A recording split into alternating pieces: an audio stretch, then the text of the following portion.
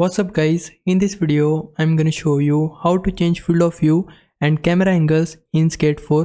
First of all, pause your game and then we need to press X on Xbox or square on PlayStation to open settings.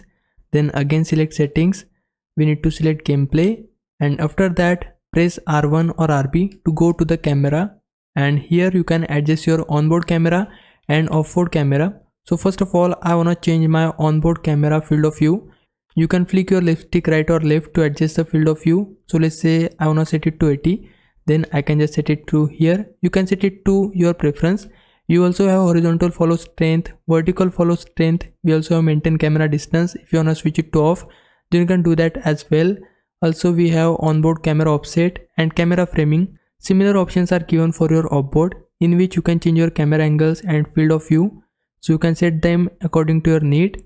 And if you want to change your camera angles when you're climbing or anything else, then we can switch over to the advanced camera by pressing R1 or RB and set these according to your preference. So this is the process. Hope this helps. If it did, please like this video and subscribe my channel. For now, thanks for watching. Bye bye.